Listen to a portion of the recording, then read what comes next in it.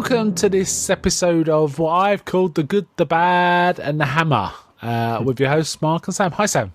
Hey. Right, so we're in our second episode of going through these Hammer movies. So the first one was the Quatermass Experiment. Now this one is the Unknown, which is like an unofficial kind of part of the Quatermass universe. It was told initially as a Quatermass story to follow up the Quatermass Experiment. Hammer wanted something fast and get some out because of the success of the first, but Nigel Neal had the intellectual property rights, and as soon as I think he didn't even look at the script. He just said no, right? He just said no because that's the kind of guy he is. He hates anyone doing his stuff. He's funny enough. He's fine with doing other people's stuff, but he hates anyone doing his stuff. Oh, how convenient! Yeah. This has got a few more Hammer stamps in terms of the Hammer we know.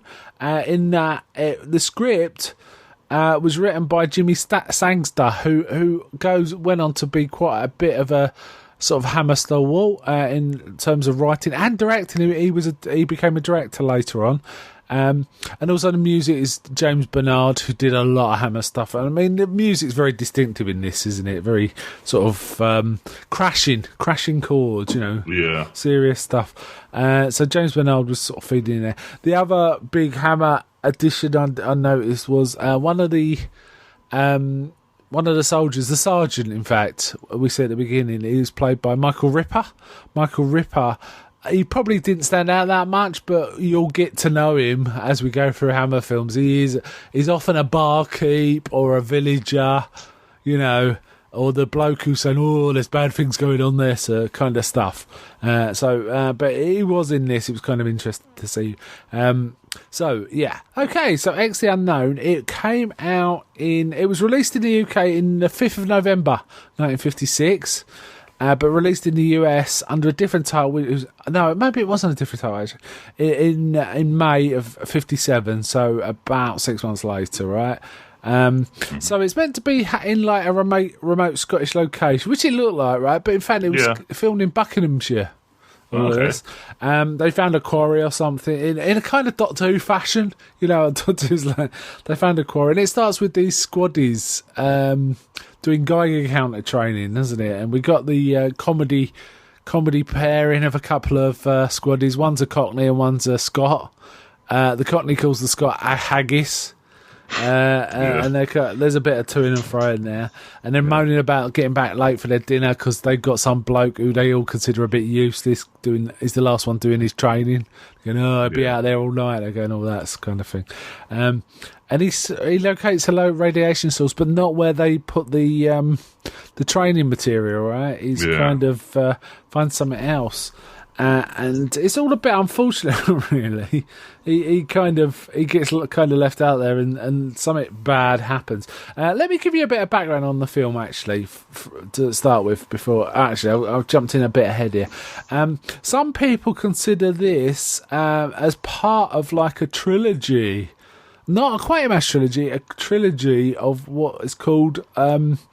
Which addresses the sort of Cold War anxieties and the diminishing national identity of the British in Britain's status as a world power, with Quatermass Experiment, this film, and Quatermass 2, which is an odd kind of grouping, but I kind of see it. It's like Quatermass Experiment, it's kind of fairly serious film, right, with stuff going on. This was directed by Leslie Norman, who, for older listeners like me, is the father of Barry Norman, the film critic. It had a reasonably good reception. Variety described it as highly imaginative and fanciful melodrama where there's little let up in the action and suspense angles are kept constantly to the forefront. It was very suspenseful, I think. Whereas in the UK, the Daily Telegraph called it good grisly fun. And a welcome change from interplanetary yarns. How about that? Yes.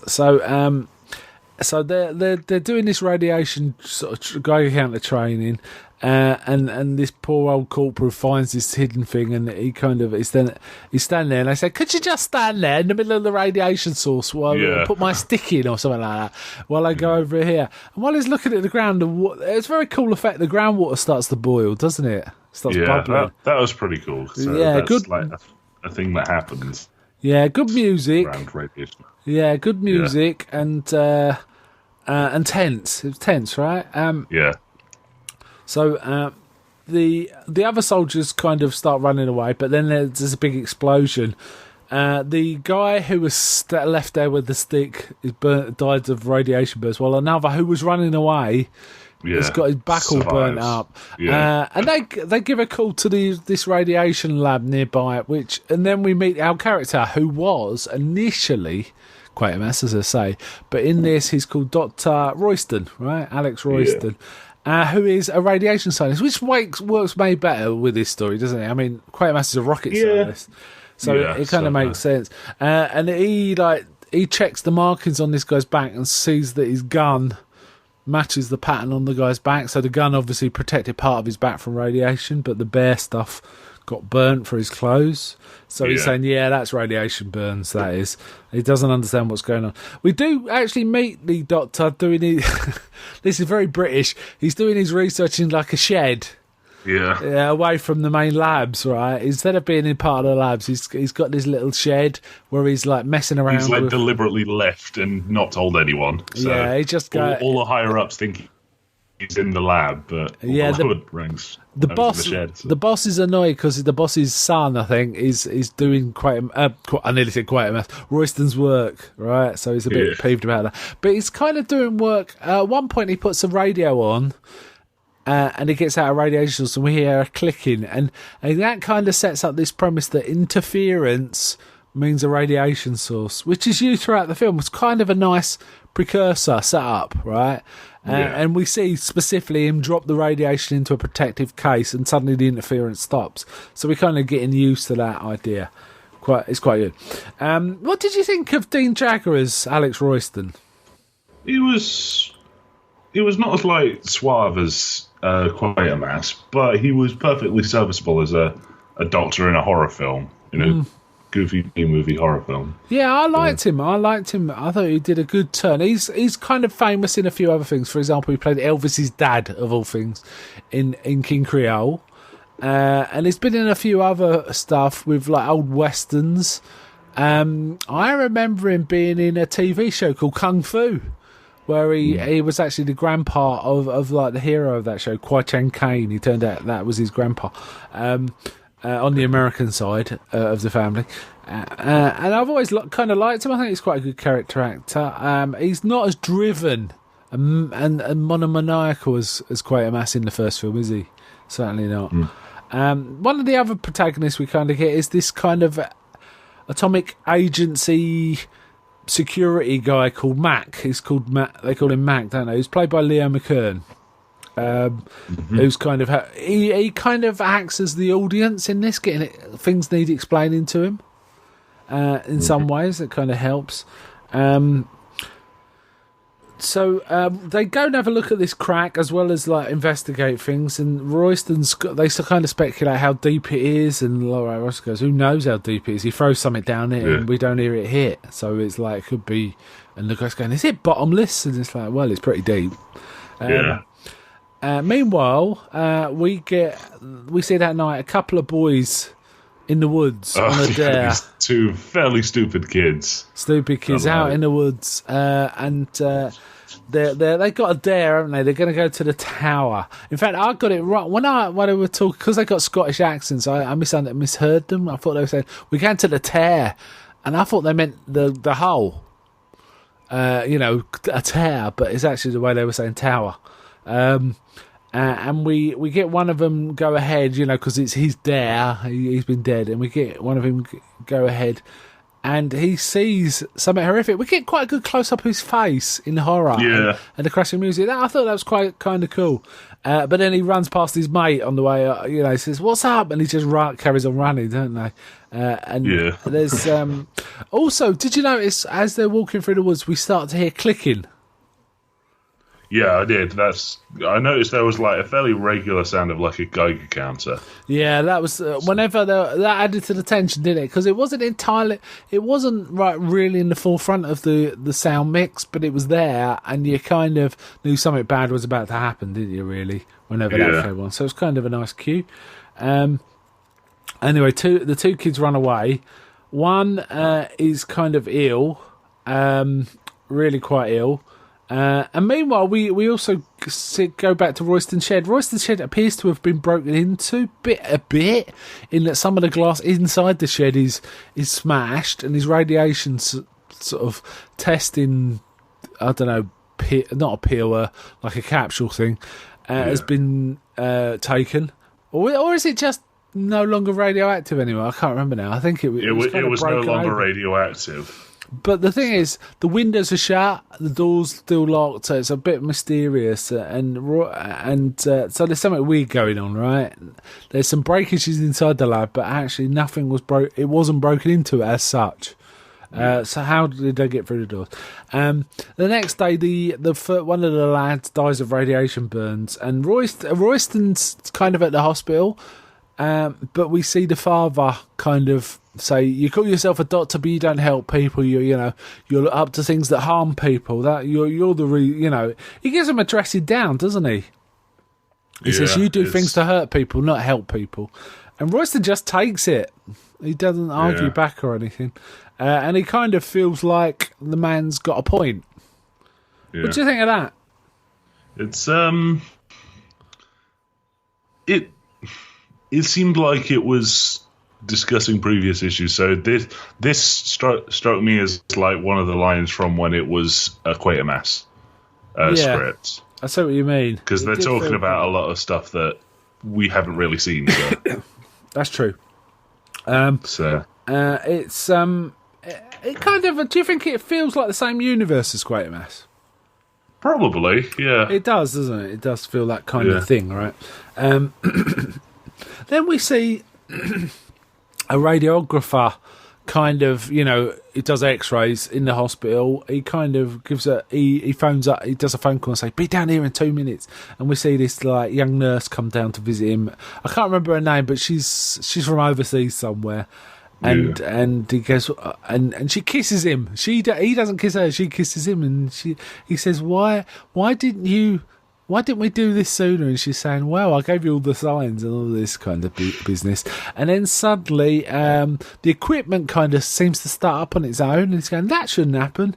And we hear the clicking, and then we get some proper horror, don't we? Whoa! Yeah, his hands melt, it starts swelling at first, which was kind of American Werewolf in London-y. It was very good, not bad effect at all. Well, what do you think of the effect? It was. I just said I liked it. So. Yeah, no, but also there was the face, right? Sorry, the face. That was like melting. And... Yeah, they'd use some sort of waxwork, I assume, over a skull and just melted it off. Pretty gruesome for the time. It seems quite a sophisticated thing to show to a 50s audience to me. Anyway, he kind of melts. The nurse starts screaming her head off, and it kind of cuts, right? Yeah. Meanwhile, Royston's hypothesising that there might be some sort of life formed in the ancient prehistory that was used to the like molten state and lack of oxygen on the Earth.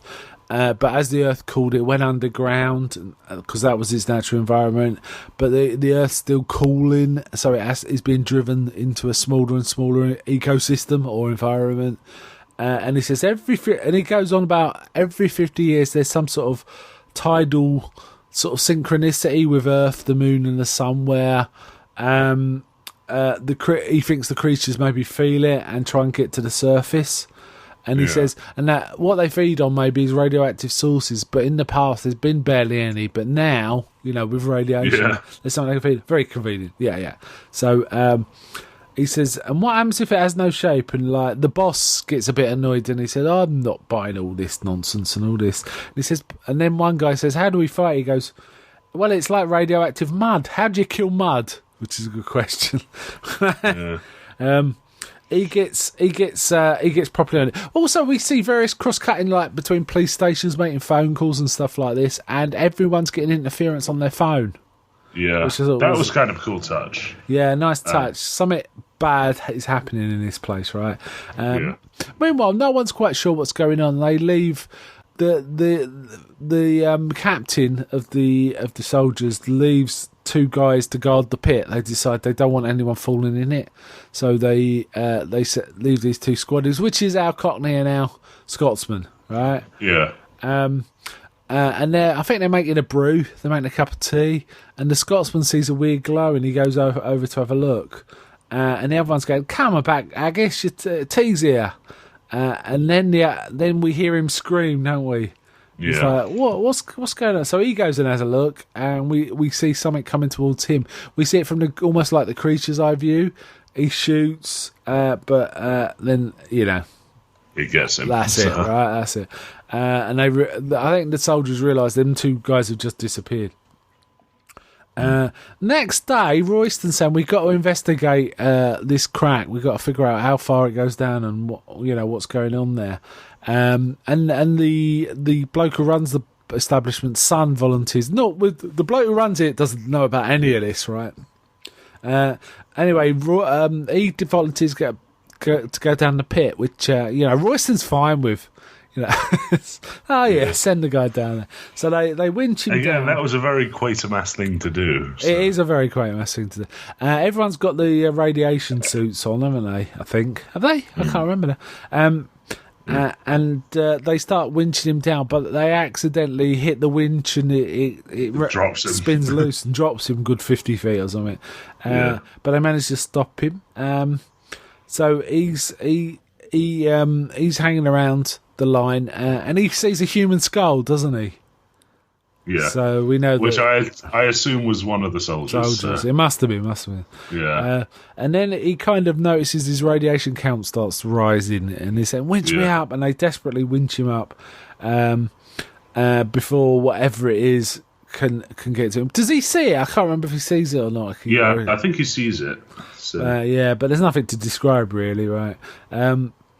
Meanwhile, Royston carries on. He's got this experiment going on, isn't he? Where he's kind of working out how to neutralise radiation by using radio waves, which is kind of fanciful, but that's the plot, isn't it? Right? He's messing around. He's trying to sort of figure out if that's possible.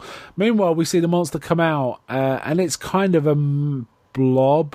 It's like goo. It's just a big pile of like goo that they're running down a surface. That's all there is to it, which was kind of disappointing.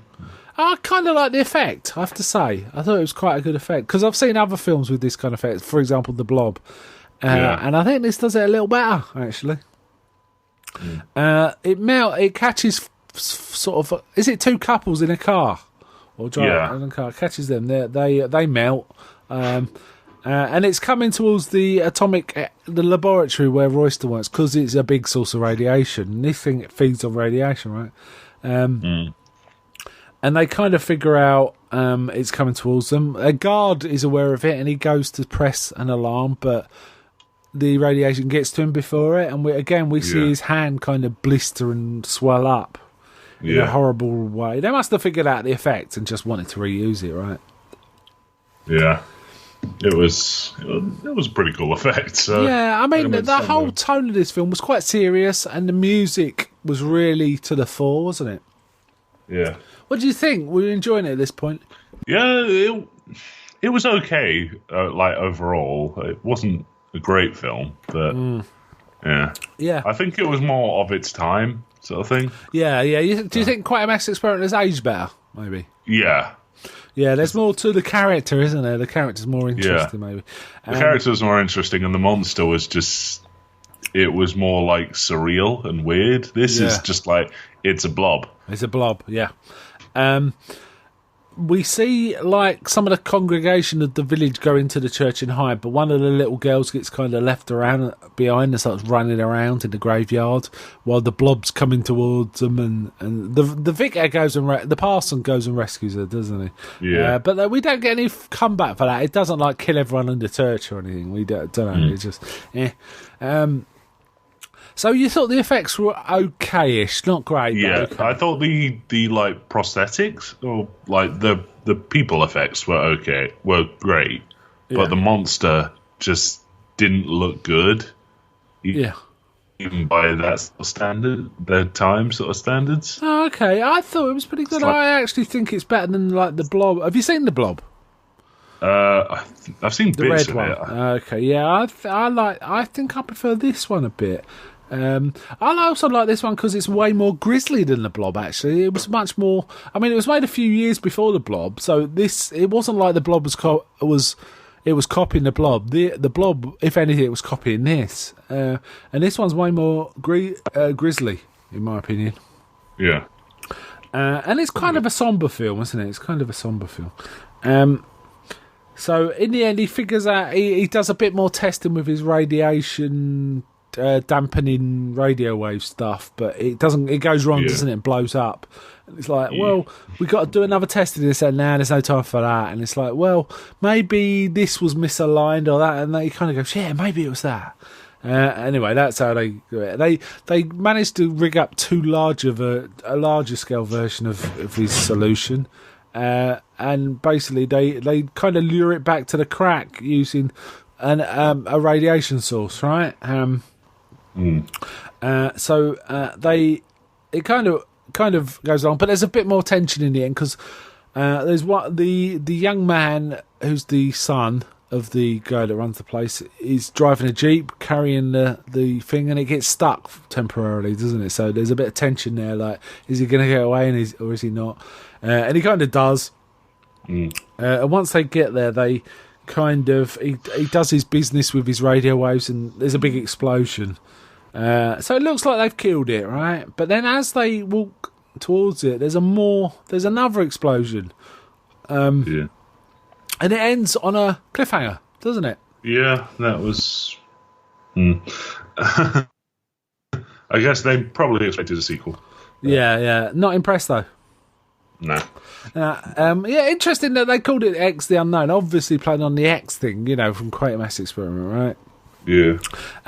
So overall, it sounds like you weren't too impressed with it. No, not really. Like, I enjoy B movies, but this wasn't. It wasn't an enjoyable B movie.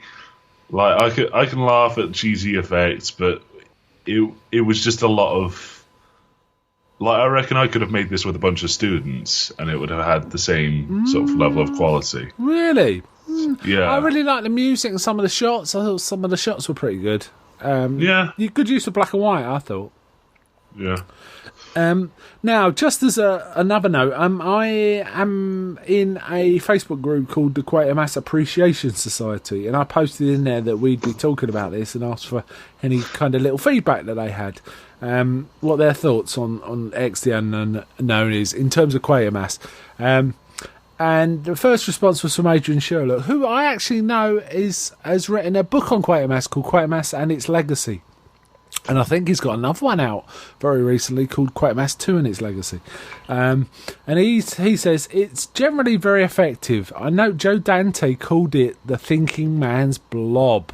How about that? It retains the style and feel of the De Levy Quatermass films. The concept's not as good as Neil's, but it's a superior chiller. I can see why Neil turned down the request from Hammer to use Quatermass, but Dean Jagger is solid and the deaths are shocking. It's true. The deaths are probably the standout, really. In terms of they're it being probably quite the graphic. big part of it. So. Yeah, and he also says a very young Fraser Hines from Doctor Who plays a good part as the boy who encounters the creature. Thanks, Adrian. Thanks for that. And then the second response was Roger Sayer. It compares well to the Quatermass films, not so well with the TV serials, which were much more psychological than the film versions. Yeah. So I only got those couple of bits of feedback. So thanks, guys. So again, it kind of is Quatermassy, but not at the same level, maybe. Same interest. I mean, it'd be interesting. We'll be doing Quatermass 2 a couple of films down the line, so we can kind of revisit Quatermass again. Okay. Any thoughts on this? Final thoughts on this? Not really. I've said all my thoughts of it. Yeah, so you think it was kind of a minor sort of Yeah. film, right? Yeah, I kind of get that vibe from it. I kind of like this. It's nowhere near the quality for me as the Quatermass films. And again, it hasn't got the legs, but I kind of think it's quite good British sci-fi. It's kind of they they treat it seriously, right? Yeah. The only levity in it is the two comedy characters who are almost like Dickensian, side characters, just to alleviate the tension a little, right? Yeah. And I thought Dean Jagger did a pretty good job, actually. I kind of liked it. They often parachuted American actors into these British sci-fi films to give a little traction to the American releases, so that's kind of why it happened. And I thought he did a good turn. He's a decent enough actor, and it kind of worked for me. I don't think it needed any sequels or anything. It's perfectly good as a standalone, and I don't think it had the legs for anything more, to be honest. So not bad. Yeah. What would you give this out of 10? I'd give this a 5. 5. Oh, quite low then. So I'll give it a 7. I liked it more than you, but like I say, I don't think it's Quatermass level of skill. Or interest or longevity. I think this one's not got the legs of the Quatermass stuff at all. Okay, right, so we'll wind up there. Next time we come to Hammer, we'll be actually starting on the gothic horror that Hammer's most famous for, with Curse of Frankenstein. So, Peter Cushing and Christopher Lee. Okay. So, something to look forward to. And then after that, we will be coming back to Quatermass briefly for Quatermass 2. And then quite a long set of films until Quatermass reappears again for a third time when Quatermass in the Pit, which was more like sort of mid to late 60s. Good 10 years after these. So yeah, interesting. Right, okay, let's say bye. So bye from me. Bye.